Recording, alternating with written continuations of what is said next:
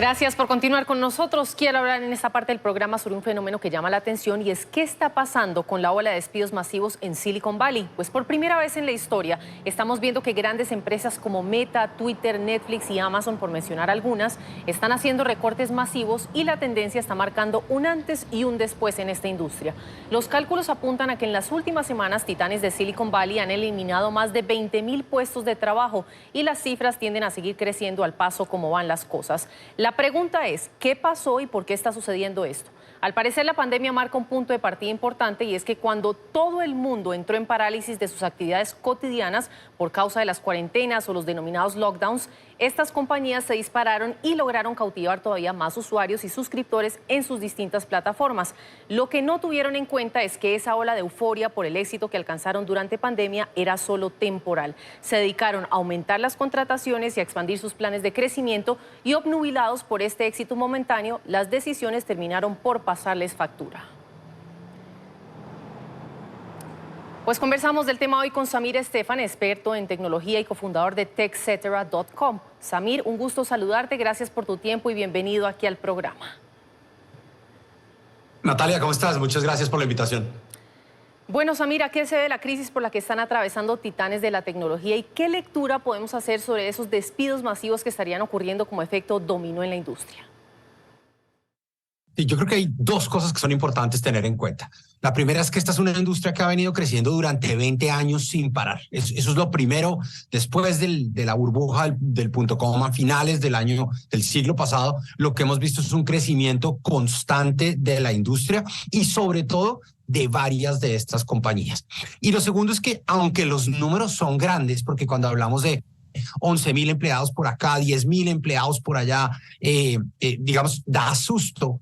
Creo que es también justo poner en proporciones esos números. Si uno mira, por ejemplo, el anuncio de Meta de despedir 11.000 empleados de 71.000, de todas maneras la compañía sigue siendo más grande que lo que era antes de la pandemia e incluso a finales del 2020. Si tú miras, por ejemplo, los números de Amazon, en donde han anunciado el despido de más o menos de 10.000 empleados, pues esta es una compañía que tiene 1.608.000 empleados y que el año pasado tenía 1.300.000. Entonces, 10.000 de 300.000 empleados que se han contratado en el último año sigue siendo un número un poco bajo. Ahora, dicho eso, lo que estamos viendo es una corrección de unos negocios que han venido creciendo mucho, que tenían unas proyecciones de seguir creciendo y que hoy en día se están enfrentando a una economía que tiene unas particularidades de una inflación global, un freno a la demanda, sobre todo de servicios digitales por parte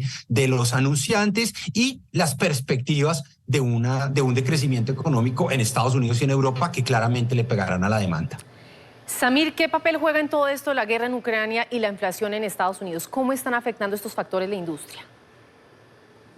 Sí, ahí creo que hay dos temas que son importantes. La guerra en Ucrania llegó en un momento en el que ya estábamos viendo unas presiones inflacionarias y entonces lo que terminamos viendo es un Fed que tiene que tomar unas decisiones para controlar la inflación, subir las tasas de interés y al subir las tasas de interés, todo lo que es, digamos, las acciones en bolsa, que son, digamos, inversiones un poco más riesgosas, siempre terminan viéndose afectadas porque la gente dice, oiga, el gobierno de Estados Unidos nunca me había pagado la tasa que me está pagando hoy por comprar bonos del Tesoro, entonces voy a preferir invertir en bonos del Tesoro. Y por otro lado, lo que estamos viendo es una contracción de la economía que hace que los consumidores seguramente vayan a consumir menos esta Navidad que la Navidad anterior.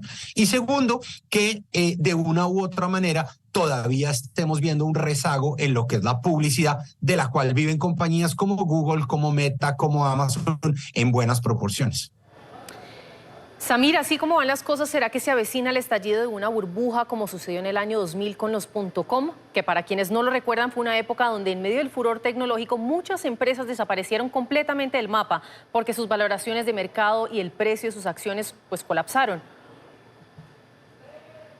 Sí, yo creo que no, o sea, la verdad no. Yo tuve la oportunidad de estar en plena burbuja participando de la industria y cuando uno mira lo que uno llama los fundamentals de las compañías son muy diferentes. En ese momento lo que teníamos era mucha plata de capital de inversión y pocos resultados. Compañías que podía que vendieran mucho, pero perdían mucho todos los meses, ¿cierto? En este caso, el grueso de las compañías que estamos viendo no tienen esas condiciones. Claramente hay algunos startups que todavía están en esa curva de necesito mucho capital porque todavía estoy quemando mucho capital para llegar a un tamaño, y seguramente ahí veremos algunas compañías que o dejarán de existir o serán compradas o absorbidas por los grandes. Pero si uno mira el grueso de los grandes de los que hemos venido hablando, estas son compañías que no están dando pérdidas, son compañías que todavía producen utilidades. Lo que pasa es que las producen con un crecimiento mucho menor o en algunos casos estancado con lo que habíamos visto en los últimos 2 años. Pero ese punto específico es muy importante tenerlo en cuenta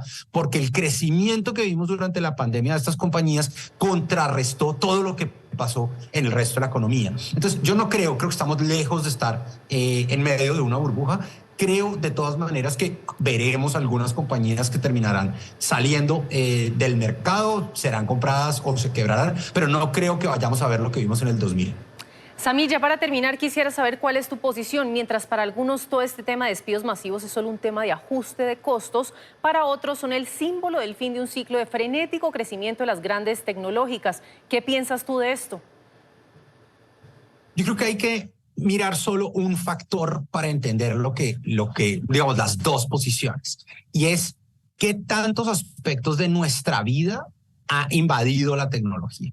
Sí, y cuando nos ponemos a mirar cómo ha cambiado nuestra vida en los últimos 10 años y cuántas de las cosas que hoy hacemos las hacemos involucrando tecnología, creo que nos vamos a dar cuenta que estamos lejos de estar en un proceso, digamos, que nos va a llevar hacia atrás. Hoy en día hay cosas como esta entrevista, la gente trabaja, la gente estudia, la gente hace transacciones a través de la tecnología. La tecnología se ha vuelto parte esencial de nuestra vida y sería extraño pensar que nos vamos a devolver a 1990 cuando había cosas que no utilizábamos y éramos más analógicos. En ese sentido, coincido, hemos crecido demasiado tiempo y a unas tasas muy altas, pero todavía creo que estamos lejos de ver una contracción real de la industria y menos aún un modelo, digamos, cataclísmico en donde la industria de la tecnología va a desaparecer.